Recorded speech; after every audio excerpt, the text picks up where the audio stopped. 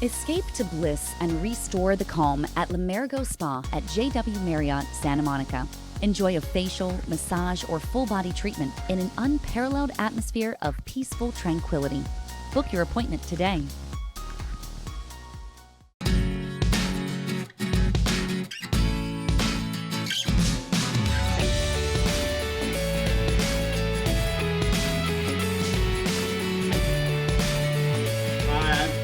This is Brock on Your Block, and today, well, I'm in the Mirror Studios because I'm filming a person who has his offices downstairs, and I'm with Jeffrey Condon. Now, Jeffrey, I've known you since you were maybe this big. Just yay high, huh? Yes, at the Boys Club. That's right. Of Santa Monica. You're a native of Santa Monica. That's correct. Your father was a lawyer here, and the law firm was? Condon and Condon. And your name again is? Jeff Condon. And you went to Samo High? Not only did I go to Samo High, but my father went to Samo High, I went to Samo, and my kids have gone to Samo. My kids are the third generation of Condons who have gone to Santa Monica schools. That's fantastic. All public school kids? All public school kids, So yes. that means some public school kids can make it. Well, you know, 124 years of Santa Monica High School. And for full clarity, Jeff is on the Samo High Alumni Board of Directors with me, and we're going to ask him next month if he'll be vice president of the organization. I'm president of the Samo High Alumni Board of Directors. It's always fun to spring something on someone when they don't know about it. Phil has a terrific way of shanghaiing you when you least expect. It's hard to say no to Phil. So, tell me about, you're a lawyer. Tell me about your law practice. Tell me about, I understand you have a daughter who just hit a grand slam. I think I'd rather talk about that than anything else. Okay. My daughter, who was on a CIF championship softball team at Santa Monica High School, went on to play for University of Laverne, where she plays now. And a couple of weeks ago, she hit her first, and hopefully not only, grand slam for the University of Laverne. Fantastic. And that was better than her bat mitzvah. It was terrific. That's fantastic. I know you were a fast pitch softball coach in Santa Monica. That's right. For many years, I was a coach in the old Santa Monica Bobby Sox, which ultimately became Santa Monica Girls Fast Pitch Association. And it is a league that has thrived for many years, giving little girls the opportunity to play softball, which is such a great game, with various teams and making a lot of friends from all over the city. You know, Phil, when I grew up in Santa Monica, I was born and raised here. I was born north of Montana before it became north of Montana. It was just a single-family neighborhood that you didn't have to be super rich to be in. It was just your typical neighborhood. And when I was growing up here, there was no reason for me ever to go south of Wilshire. My entire life was north of Wilshire. But because of So you were one of those kids who was always north of the train tracks.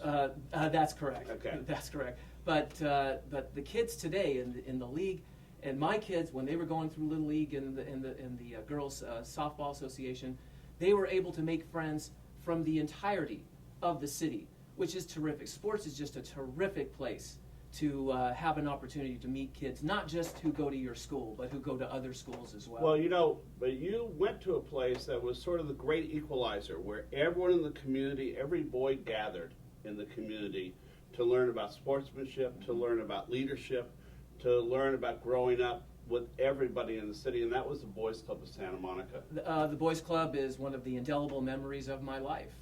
After school, every day, or almost every day, we'd be there playing pool, playing ping pong.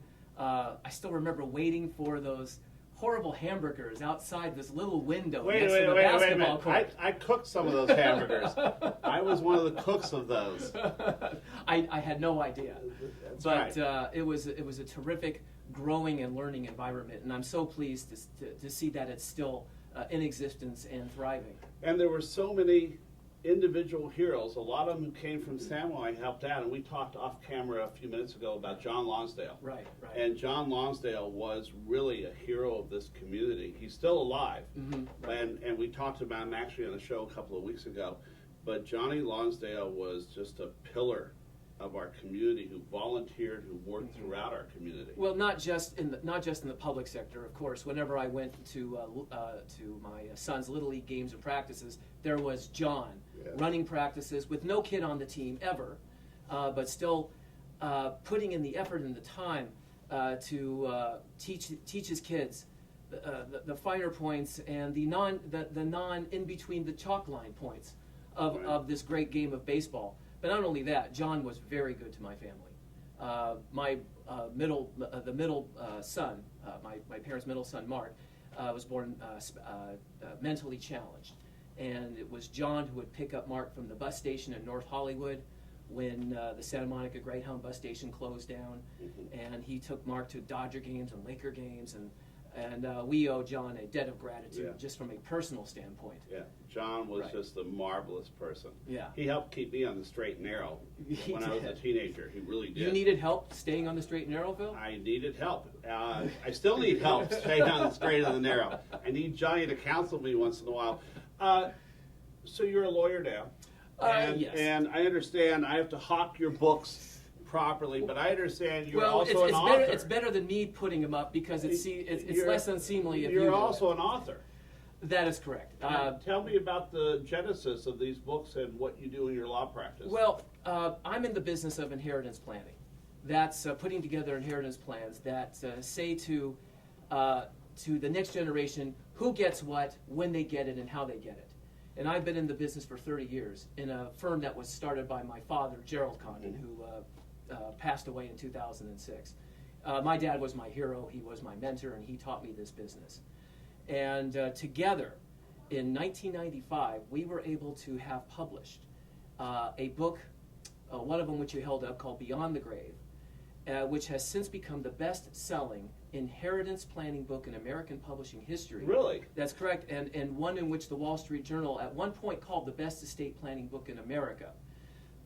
It was terrific. It gave us adventures that we not normally would have had. We've been on talk shows. We were on talk shows throughout the country, all kinds of radio talk shows. We were featured in magazine articles and Fortune and Time, and it was just a terrific experience in getting just a smidgen of fame beyond that of our beloved city. And then last year, in January of this year, the hardcover version of my second book was released, called The Living Trust Advisor: Everything You and Your Financial Planner Need to Know About Your Living Trust. Now, you know, your father donated these great little signs in Palisades Park. And they were arborist identification signs on every tree and every major bush in Palisades Park. He did something. This is just before I became a Recreation and Parks Commissioner. Right. And over the years, I've marveled at those. One of them rejuvenated. I called you once years ago and said, would you be willing to extend your father's legacy? It's Arbor Day in Santa Monica next week. And yes, I can hear the nervous laugh coming because, you know, we would love to see that legacy continue in Palisades Park. Some of those signs still exist. We'd love it if you and possibly friends of yours could get together and honor your father's legacy yet again by helping rejuvenate those signs in Palisades Park. So think about that. Well, what's to think about? Without question. The genesis of those signs, Phil, is that my dad was a terrific athlete. He surfed, he swam, he ran. He once ran Boston Marathon, but he had a lymphatic blood condition for over 20 years, which ultimately slowed him down. And when he couldn't do what he wanted, he did what he could, which is a terrific lesson that he gave to me and to my brothers. And one of the things that he could still do was take walks. He and my mom lived on San Vicente. Yes. My mom still lives there. And he would take walks down San Vicente, down Palisades Park. And he wondered, he walked that route so many times, he wondered about the names of the particular floral and fauna, I suppose, and the trees. So he took it upon himself to cause those little signs to be made. And Phil, if there's an opportunity for me to perpetuate that, well, I would be absolutely. I'll guarantee there's an opportunity because I'm chair of the Recreation and Parks Commission, and it's something I've talked about often because I want our children and I want the people in the city to know about our plants, to know about the sustainable agriculture that we can do in Santa Monica, and that we can continue. And I understand you're an athlete yourself. That's right, Bill. Because you wanted to meet, not here, not in the studio, but I know you wanted me to meet you on the side of a pool. That's right, Phil, at the Santa Monica Swim Center. I'm fond of facetiously saying that the only place I'm type A in the world is in the pool. I have been a lifelong swimmer. I swam and played water polo for Santa Monica High School. Mm-hmm. All of my best friends today are guys that I swam and played water polo with. And we get together once a year, and at least once a year, and even go to the high school to go to the old swimmer's corner and reminisce. And swimming is something that I have carried through to today. I picked a sport that you could actually do for a lifetime. It's not like baseball or football where it's hard to pick it up because all your friends are at work. But this is something that I can do. I swim with an organization called Southern California Aquatics. It's a terrific swim masters organization, and we swim at least 3,000 each morning. And it's a terrific exercise, and it clears my head, and it gets me ready for the day. And Which is why I didn't meet you at the swimming pool. You might have asked me to get in. We talk often on this show about fabric and thread of the community. And we find so many local community heroes, so many people in this community in Santa Monica who were so vital to our community and vital to their neighborhoods in Santa Monica. It's been a pleasure talking with you, Jeff. I've known you literally since you were a little kid at the Boys Club. It's great to have you on the board with me at Samo High. Our Viking ties will last forever. And it's great to have you in Santa Monica. For Brock and your block, I'm Phil Brock.